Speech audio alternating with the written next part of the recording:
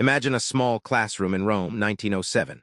A barefoot 4-year-old named Lucia is carefully pouring water between two tiny jugs, her brow furrowed, but her hands steady.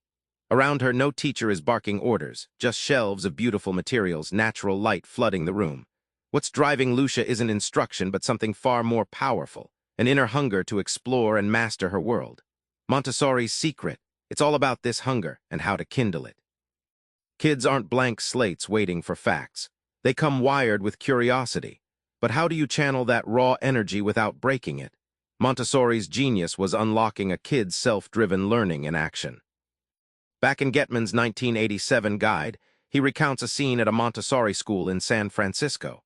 A 3-year-old, Marco, isn't just counting beads. He's rearranging and comparing them quietly for nearly an hour, deeply engrossed. No instructions needed. This hands-on discovery is the heart of Montessori's approach, letting kids explore physical materials so their brains light up for real. Think of the classroom like a garden. Montessori calls it the prepared environment, carefully arranged so every tool and activity invites touch and inquiry. It's the silent teacher that nudges the child forward, like sunlight coaxing a flower open. Materials are not random toys, but stepping stones that build skills step by step without overwhelm. And here's the kicker: freedom within limits does wonders. Kids are free to choose activities, but within a structured space. This freedom sparks deep focus, not chaos. It's like being given the keys to a playground designed exactly for your growth. The surprising payoff? Kids become genuinely motivated learners, not task completers. Reading, writing, and counting sound like grown-up stuff. But Montessori made these feel like a natural next step in play. How does one design activities that sneak in big intellectual leaps under 5? David Gettman describes how children start tracing sandpaper letters with their fingers. Take little Sophia in New York, who runs her fingers over rough-textured M and A shapes, associating touch with sound. This sensory route makes abstract symbols real and memorable long before the first scribble or word. Counting isn't just numbers, it's a sensory journey. Think of tiny wooden beads strung carefully on rods of varying lengths. Kids slide beads back and forth, seeing quantities grow and shrink like a tug-of-war for concepts. It's far more intuitive than rote counting. They actually feel the math. And don't underestimate the practical life activities: pouring, buttoning, sweeping. These aren't chores, but precision workouts for coordination and concentration.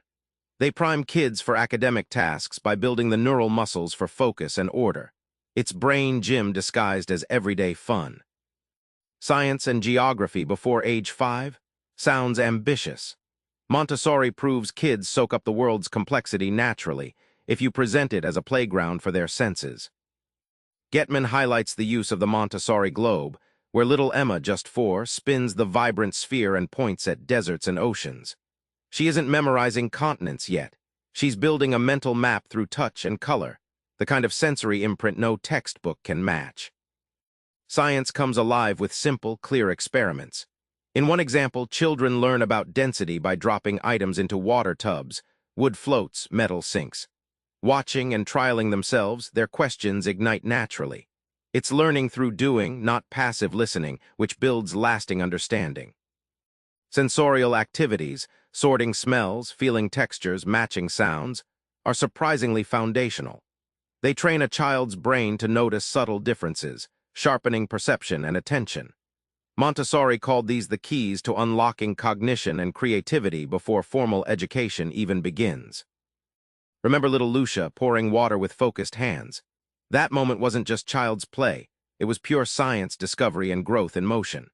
Montessori's magic is in trusting that natural impulse to learn, shaping the environment so curiosity becomes unstoppable. Try this. Set up one simple, beautiful activity today, a pouring, sorting, or tracing station, and watch your child teach themselves in ways you never expected. Subscribe for more book summaries like this one.